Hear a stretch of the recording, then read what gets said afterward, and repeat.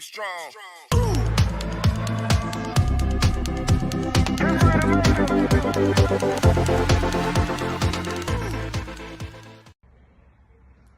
Oi, boa noite. Meu nome é Luísa e eu sou concluinte de Educação Física na UFRJ.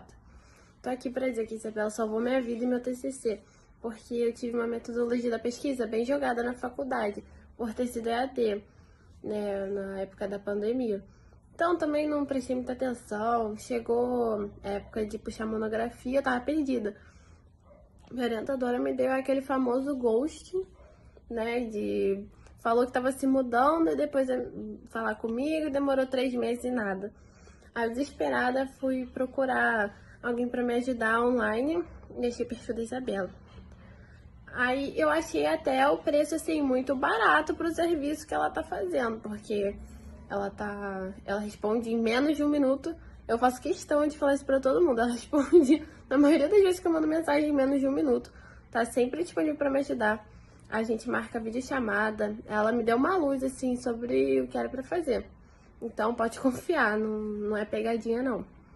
Oi, gente, bem-vindos aqui para a segunda aula da imersão, tá? Bom, na primeira aula a gente falou sobre referencial teórico, como é que a gente organiza, o que tem que conter dentro do referencial teórico, mas eu sei que surgem muitas dúvidas na hora da escrita. Tanto é que quando as minhas alunas me procuram, ou então antes do processo de mentoria, ou até mesmo durante, elas chegam para mim e falam assim: estou com dúvida, estou com dificuldade de desenvolver a minha escrita. É por isso que dentro do meu curso eu tenho um módulo só sobre escrita acadêmica, tá? Fora que durante as mentorias eu consigo direcionar elas exatamente para onde deve seguir, para onde ela deve continuar escrevendo, tá bom?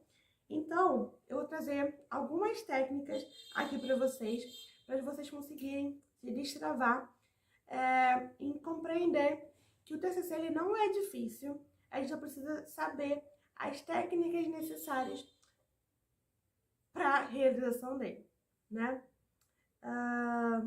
Bora lá. Primeiro, eu vou falar um pouco sobre as características da escrita acadêmica, tá? Olha, a escrita acadêmica, em suma, ela tem que ser muito clara.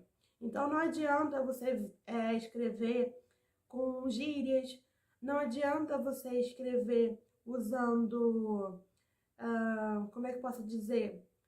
Aquelas piadinhas internas, coisas que só um grupo de pessoas entenderiam, tá? É preciso que você tenha clareza na hora de estar escrevendo, tá?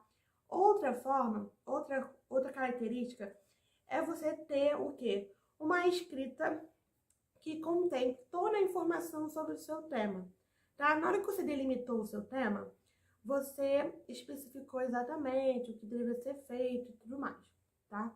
Então, você não pode pegar umas informações e não falar sobre elas porque não vai responder, não vai fazer com que você chegue no lugar que você quer. Pelo contrário, na pesquisa a gente pode, o que aconteceu é o seguinte: a gente tem um objetivo, a gente tem uma hipótese, e chegar lá no final a gente perceber, depois da pesquisa, que a nossa hipótese foi refutada, tá? Se tornou não real, não verídica. E a gente só consegue fazer isso trazendo todas as informações pertinentes ao nosso tema, tá? Em segundo, a gente precisa ser imparcial, que é o que entra também nessa questão de trazer toda a informação, né? A gente precisa ser imparcial, a gente não pode dirigir o nosso texto para onde a gente quer, tá? Não é senso comum, tá? Eu não posso, por exemplo, por isso que toda vez que está escrevendo, colocou uma afirmação, eu preciso colocar a citação, justamente porque a gente precisa ser imparcial, tá? Tem que ter lógica. Por isso que quando eu falo de planejamento, eu falo é importante porque o seu texto tem que ter lógica, não adianta você deixar tudo jogado, tá bom?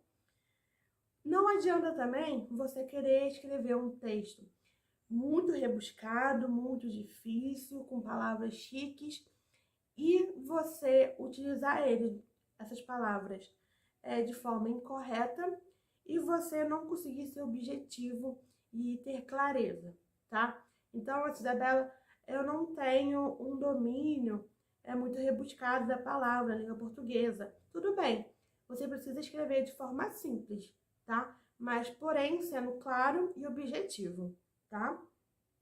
Bom, no geral, os verbos são sempre que? E os pronomes? Na primeira pessoa do plural ou na terceira pessoa, tá? A gente nunca usa o eu, verbos conjugados na primeira pessoa, tá bom? Prefira sempre os verbos no plural, tá bom? Porque isso torna o texto impessoal. E é isso que a gente quer, tá? Agora, vamos para algumas técnicas. Mostrei para vocês como é que funciona, né? A estrutura básica ali as características, na verdade, da escrita, né? Eu tô aqui colocando exatamente porque eu peguei justamente de uma aula minha, tá? Tô oferecendo para vocês um pedaço de uma aula minha. Então, é bastante coisa, são 11 páginas, então eu tô colocando aqui nos métodos, tá? A aula de amanhã vai ser justamente sobre citação também, que é uma complementação da aula de hoje, tá? Então, eu falei sobre as características, agora vamos para os métodos, tá? Toda a estrutura do seu texto, vocês estão vendo que a minha voz muda? Eu preciso fazer fone. Aqui de comentários aleatórios, que eu sou ótima. Mas vamos lá. Todo o texto, ele precisa fazer o quê? Precisa ter o início, olha como a voz mudou.